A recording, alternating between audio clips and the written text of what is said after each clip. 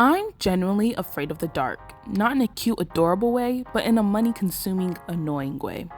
Before I continue, shout out to Jeffy2010 for consistently keeping up and commenting on my channel. I can't sleep in the dark, I can't stay in the dark, and I refuse to turn off the lights if the switch is too far from the entrance. Do you want to know why no one ever wants to sleep in my room? Because I don't turn off the lights. You're probably shocked to hear that, huh? I won't lie, I have gotten a lot better with it, but I don't see myself sleeping in darkness anytime soon. Nowadays, I am able to turn off my bedroom light, but I keep my TV on, my closet light on, all three of my fairy lights on, the one around my ceiling, around my wall, and the one under my bed, because under the bed is pretty dark. I also keep my starry light projector on, and before it broke, my lava lamp too. I also sometimes keep the hallway light on outside of my room, and occasionally will keep my desk lamp on depending on how I'm feeling. Now you think I'm crazy, don't you? But hear me out. The fear developed as a kid, and when I was starting to grow out of it, I decided to go to sleep in complete darkness, except for the tiny light coming from my lava lamp. I was feeling good about it and even managed to fall asleep, when suddenly I heard loud footsteps coming from downstairs. So I opened my eyes, but before I could turn my head around, my bedroom door was open. So, I didn't move. I just stared at my blue, glowing lava lamp. But nothing happened. I just felt a presence in my room. So I began to turn my head to see who it was, but it took me so much strength and effort just to turn my head a few inches, while the rest of my body laid limp flat on my stomach. For some reason, I couldn't move. The few inches I was able to move my neck allowed me to see that there was a large, beautiful figure standing at the end of my bed. It seemed to be an angel. This angel was glowing bright, white light, and I knew that this was the devil. The devil is known to be a beautiful figure, contrary to what the media presents him as, so I knew I was in danger. I decided to scream, but no matter how much I tried, my mouth would not open. It was glued together, and my body felt like there were heavy weights pressing down on me. I was trapped. Then the glowing figure began to grab at my feet to pull me out of bed. Although I didn't move, it felt like I was dragged so hard and so fast. And then, I was finally able to open my mouth and scream, but it was useless. My screams were muffled. It sounded like I was screaming from underwater. Then suddenly, everything just stopped. He stopped dragging me, I stopped screaming, but I was still unable to move or speak, yet my eyes were wide open. I knew he was staring at me. I began to tell myself, this is just a dream. This isn't real. But I could feel my heart beating in real life. I could feel that I was hot in real life, and I could visibly see the lava lamp that I was staring at all in real life. This wasn't a dream. Until a few hours later, I heard my alarm for school ring, but I didn't move because I knew what had just happened. Was he still staring at me after all these hours? But I also noticed I could freely move, but could I speak? So I just kind of made a small whimpering noise. And I was able to hear myself.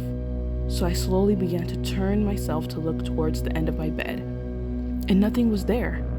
I quickly turned on the lights, and from then on, I never slept without a decent chunk of lighting on. I told everyone I knew about it, but they kind of just brushed it off as if it was just another nightmare. But trust me, I've had nightmares, and none of them were as vividly realistic as that one. To this day, I low-key feel like some of it was real, and it was God who protected me from whatever evil spirit that was. But just when I was starting to get comfortable, something similar happened, even with all of my lights on. Except, I wasn't paralyzed, nor was I even in my room. I was in the downstairs of my home, except there was a huge beast that definitely wanted to devour me. What made this different from a regular nightmare was the fact that it felt very real, even though this time I knew this was obviously fake. I was able to literally tell the monster, "Please don't eat me, I'm gross and nasty. If you don't eat me, I'll be your friend and do whatever you want. I'll even get you some other humans to eat." Hey, don't judge me. I was telling this creature whatever it wanted to hear, okay? So cautiously, the beast let me hang around while I pretended to be anything but scared, but I had to escape immediately. So while the beast was asleep, I aimed for upstairs to my bedroom instead of literally just running outside of the house. since the door was like only a few feet away, but for some reason in my dream, it made sense for me to just go back into bed and then maybe I would wake up from the nightmare naturally. And I was able to make it to my room, and I hopped into bed and under the covers and waited. It had felt like hours had passed, but I just couldn't fall asleep. So I slowly peeked out my covers to look at my clock, and call me crazy, but I could no longer read an analog clock. Something about it was off, like the clock was in another language but was still an analog clock. It's really hard to explain, but I just could not tell the time. I was either still dreaming or I was officially going crazy. I decided to just go back to sleep because at least the beast was no longer bothering me. I think it was because the beast was just not able to go upstairs due to some repellent or like spell, something like that, I don't know. I woke up, I thought to myself, that was weird, but okay, whatever. I started to have a lot of weird dreams like these where I could just do whatever I wanted, but I knew I was clearly dreaming. So I searched it up. What was happening to me? Turns out I was lucid dreaming. It started to happen so much, it started to actually be, well, fun. Even the scary ones. I even read somewhere that if you looked at your hands, you would be able to tell that you were lucid dreaming. So I did. And they were very creepy looking. They looked so weird and disfigured. First of all, I think I was missing a few fingers, and they were wiggling like worms, but also very bony and long. I know it was weird. I tried to avoid looking at my hands from then on. Anyways, I concluded my encounter with the strange mystery angel that tried to drag me out of bed was a lucid dream. But I was confused, because in that dream, I wasn't able to move, no matter how hard I tried. So I googled it, because I thought lucid dreaming meant you had full control. Yet in that dream, I didn't. When I read the search results, they said something about sleep paralysis. And I was like, yep, nope, not me. Because it sounded like a serious medical condition. Yet I read into it, and it sounded exactly like the experience I had. Not being able to move, muffled screaming, and a weird demonic figure at the end of my bed. I was like, I just had sleep paralysis.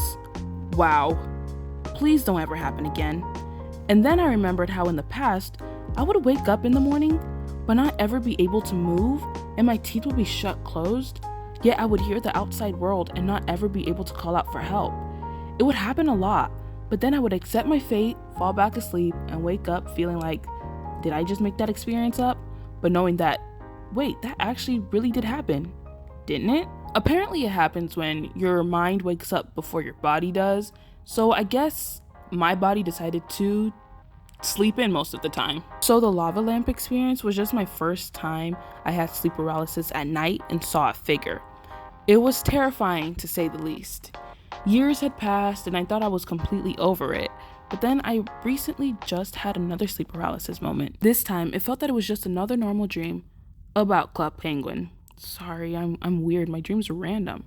But the penguins and their pets started to look weird after a while, like they began to emit an evil and creepy aura. I looked down at my hands and they started to do that creepy hand thing that happens in my lucid dreams. But what scared me was that it took me a lot of energy to look at my hands. Not to mention, I knew I was clearly looking at my hands under my comforter.